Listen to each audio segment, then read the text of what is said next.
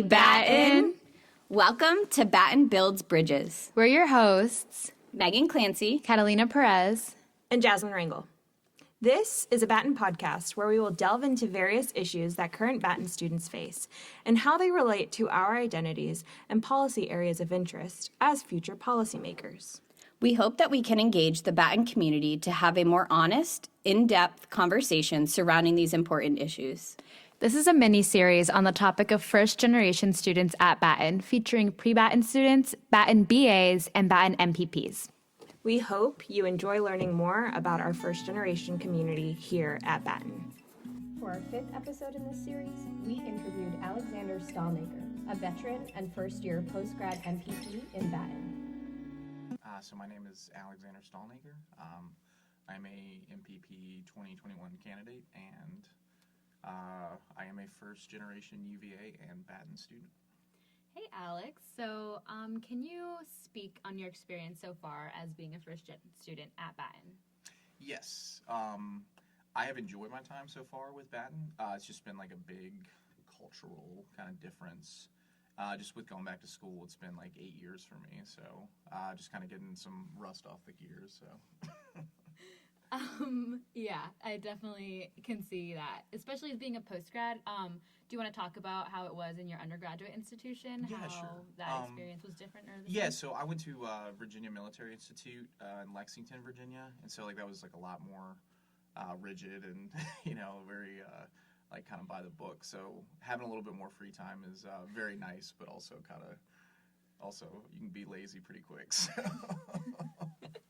But yeah, it was just seeing how UVA functions as like a higher education program. It's just very different, very cool. So. So when you were applying to Batten, what did you find your biggest needs were as a first gen? So I think. For myself personally, I just wanted a program that would be challenging and also kind of relevant to like what I did maybe want to do in the future. But then also one of the big pluses for Batten and the entire program in general is just proximity to family, very close by. I've got some health issues with my mother, and so this program just popped out as being absolutely perfect. So. Were there any missed opportunities you think that the administrators would like to be aware of in the application? Like, did you find the application fee to be a barrier? Did you find that, like asking about prior experience, the GRE, like, did you find those things possibly to be a barrier? No, not really for me. I felt like maybe on the academic side, I might have been a little less qualified, but I think with like some of the personal experience I've had for working, especially for almost 6 years, I felt like that was a draw for the program. And they made that very apparent when I was applying. They explained, hey, it's not all academics, it's not all this. Like, we want these kind of different experiences we have, so. So now that you're in and you've been in for a semester, how would you say that your needs have changed or stayed the same as you've been in Batten? So I know one way my needs have changed is that I have to reach out for help. I did a lot of stuff on my own for the last 6 years. I kind of ran my own shop. I understood how to like run something, but it's a little bit different when you're stepping out of your comfort zone completely and you got to say, hey, I need help with this. And so it's kind of hard for me, sometimes a little bit of pride to say, hey, I'm not doing the best in this, but I do need some help. Yeah, for sure. And that's definitely something we've noticed in our past interviews is that people have indicated that they would have liked to know about like the tutors a lot sooner and all of that. That seems like it would have been a lot more help. So going back to your time at VMI, what was the support like for you as a first gen there?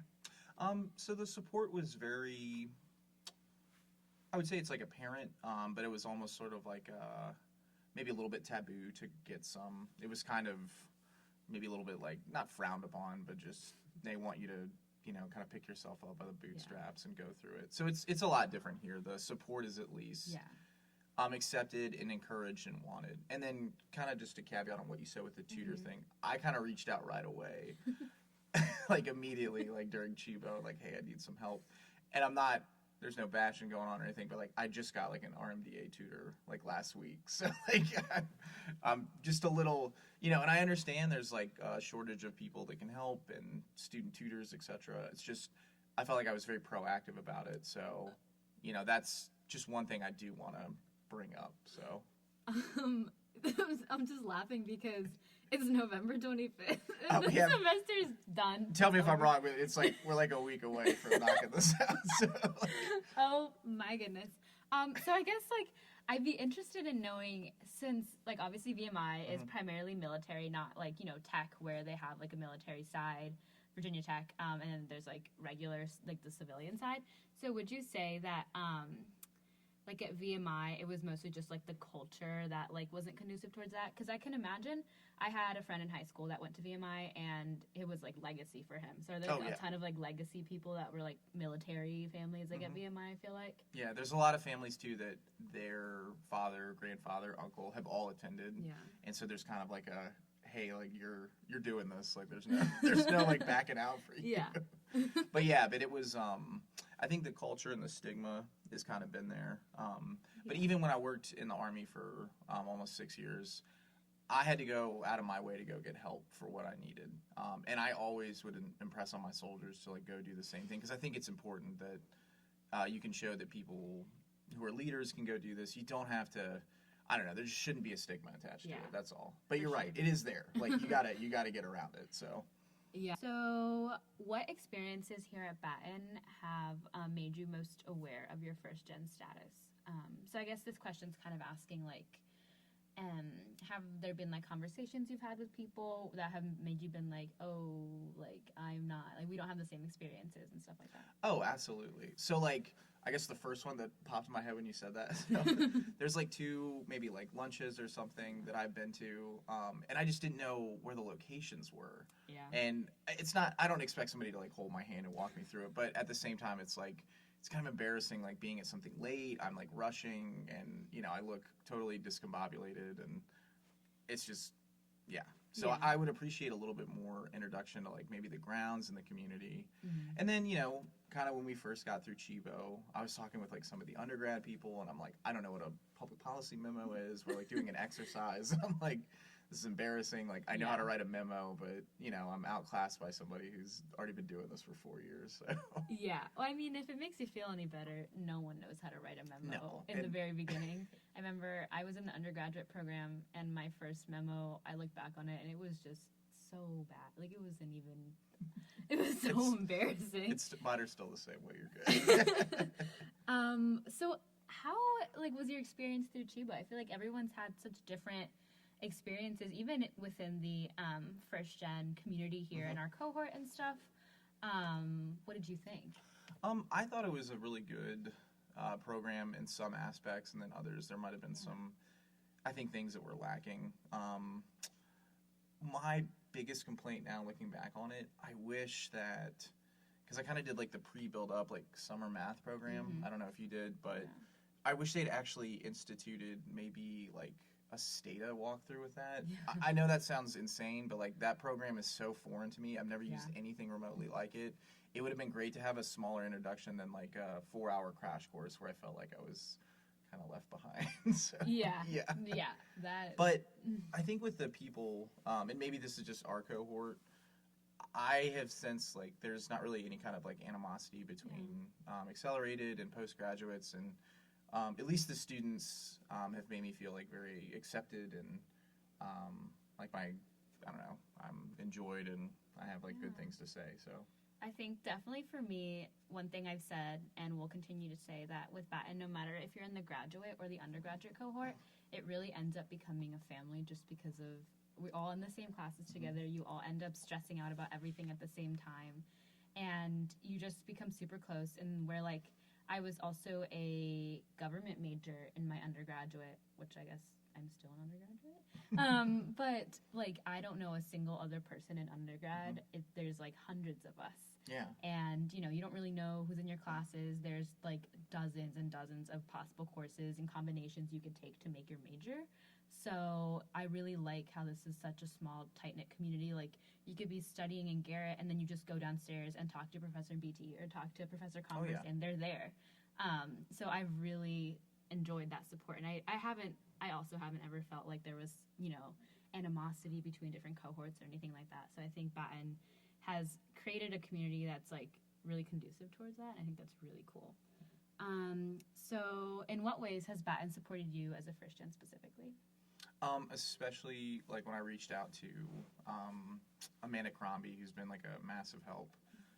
Just her being able to work with like, I've had, I broke my arm and I had some other personal things that were going on, and she was like beyond helpful. Just kind of talking with professors, helping me understand just what things are here at the school, like SDAC and everything else like that, which has also been a huge help. So, if you just take the first step, I feel like you can kind of find everything that you need in terms of like a support network. So. So was when you were applying to Batten and when you chose Batten, was your status as a first gen a factor at all?